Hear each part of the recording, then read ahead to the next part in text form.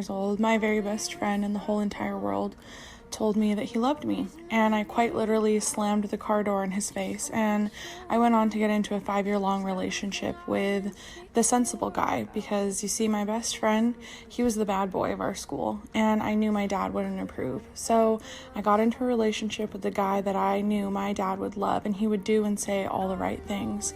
He went on to mentally and emotionally abuse me and give me an internal voice that I still haven't been able to get rid of to this day. And directly after him, I dated probably the second worst person in the world for another 4 years. And everything that my first boyfriend didn't do to me mentally and emotionally, this guy made sure that the damage was done. And I often think about, if I had dated my best friend who told me he loved me, how things would be different. And since then, I've learned a thing or two about listening to your heart and following it, because sometimes it's right. I hate to disappoint you guys, because the ending of the story is not what I think any of you want, but it is exactly what it is supposed to be. So after the guy that I dated instead of him and I broke up, I was a sophomore in college, and my best friend was the first phone call I made. I apologized to him. I told him that I thought I loved him too, and that I'd made a mistake, and we talked all night long, and I guess in the clarity of the morning, we just decided that it wasn't the right time.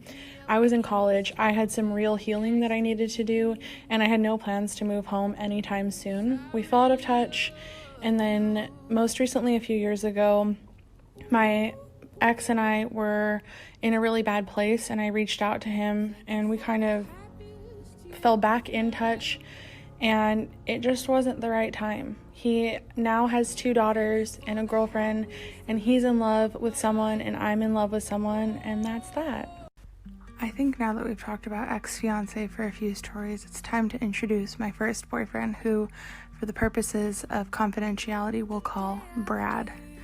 Brad was special in the sense that he was my first everything, and I had no experience with guys, and so all I knew was to trust the innate good in everyone. And while he seemed that way in the beginning, it definitely didn't end that way. And I think something that we all need to know about Brad is that one of the first arguments we got in, he told me that I'd be more worthy of loving if I looked like my best friend. And years and years later, when I found out that he and my best friend were dating, I realized that not only was Brad a bad person, but so was my old best friend. And I think those things combined really shattered my trust in people in general and not just men, and that took a while to get back. My first boyfriend, who I call Brad, was hyper-controlling in very strange ways, and almost all of those behaviors revolved around food. So I wasn't allowed to drink any coffee, and he would check my debit card statements to make sure that I hadn't bought any. I wasn't allowed to eat any fast food, and he would check the trash cans when he got home. Elizabeth Fritzl, Part 1. Just giving out a trigger warning now, this case involves the following topics. So if you need to swipe now, here's your chance. This week's true crime case is set in Austria. A young girl named Elizabeth Fritzl lived with her mother Rosemary and her father Josef Fritzl, along with her 6 siblings. Now, she was the youngest of her siblings, and although her father ran a very strict household, he seemed to go easier on Elizabeth. At 15 years old, she decides that she wants to join, I guess what they have in Austria, which is a waitressing program that, obviously trains you how to be a waitress. And she was in this program for about 2 years. So at 17 years old, she decides to run away because she no longer wanted to live with her strict father. And she was gone for about 3 weeks before police even found her. And when police returned her home, they actually never followed up with why she ran away. So now we are back to a case where the police are going to frustrate us. Great. And just so you guys know, all parts will be up shortly. Elizabeth Fritzl, Part 2. So Elizabeth, at 17 years old, had ran away from home. I don't believe that was the first time she ran away. She's run away several times at this point. Police don't follow up to see why she ran away from home. Well, it turns out that the real reason that Elizabeth had ran away because her father had began assaulting her when she was about 11 years old. Elizabeth never told anyone because she was terrified of her father, as were her other siblings as well as her mother. So in 1978, Elizabeth is at this point like 12 years old, 11 or 12.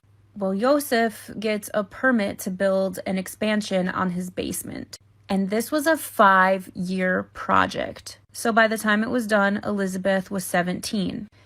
Turns out that this expansion was actually a dungeon that Joseph had built to keep Elizabeth locked inside of.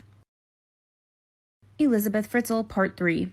Now I'm going to explain the setup of this dungeon so you all know how effed up it is. The ceiling was only 5.5 feet tall, and it was about 370 square feet. In order to get to this dungeon, Joseph had to go through 5 rooms and 8 doors.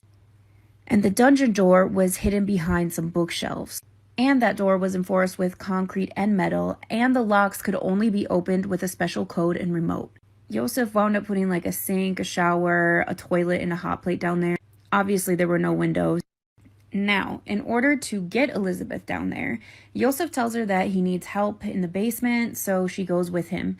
And then he takes a cloth of ether and holds it over her mouth and nose until she passes out. Then he chains her to a bed that he had put down there. But the chains were so short that she could only move a few inches from her bed. He'd put her on a leash to let her use the bathroom. And he would repeatedly assault her. Elizabeth Fritzl, Part 4. Joseph would go down to the dungeon about every 3 days or so to bring Elizabeth food and to abuse her. Rosemary, Elizabeth's mom, reported her missing the day after Joseph locked Elizabeth in the basement. So what does Joseph do about that? Well, he forces Elizabeth to write a letter to her mother saying she was fine, but not to look for her. And because Elizabeth had ran away before, it was believable. So Joseph tells Elizabeth, if you ever try to attack me, I'm gonna gas you. He even made it seem like he was setting up some gassing device every time he left her. And he also told her that if she tried to open the door, she'd die from electric shock.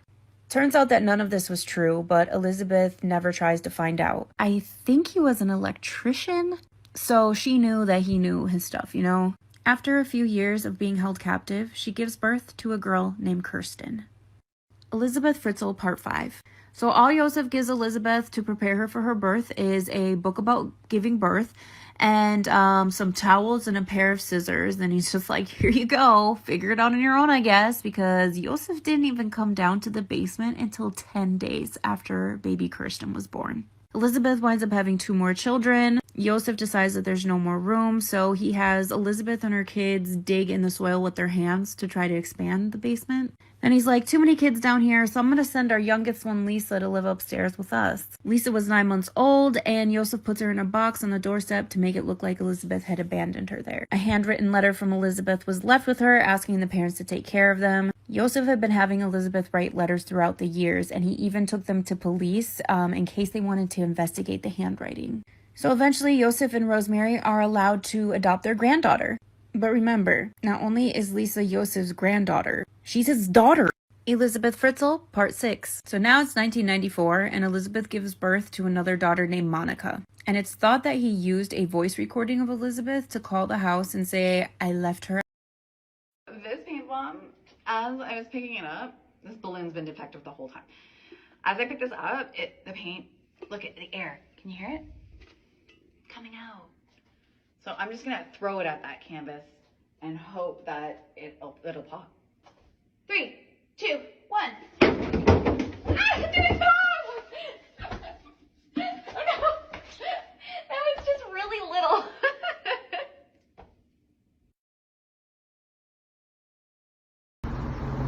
They painted this building yellow. They didn't get the windows. They got the cement. And they got the palm tree.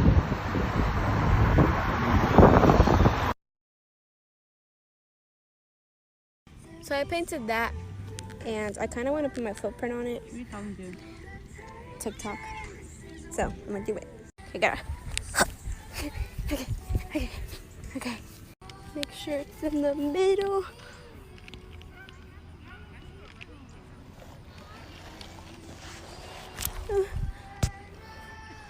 We're just like, at the park. So either it makes it better or it's gonna ruin the painting. What the? Just like so that happened. What the?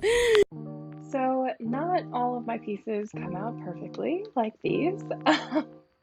This is easily the worst one I have ever had. Totally my fault too. I just didn't do my research and I accidentally got soap dye instead of something that would work for my pieces. So this is that soap dye, and I should never have put it in there, but it's really pretty. So I poured the whole thing in.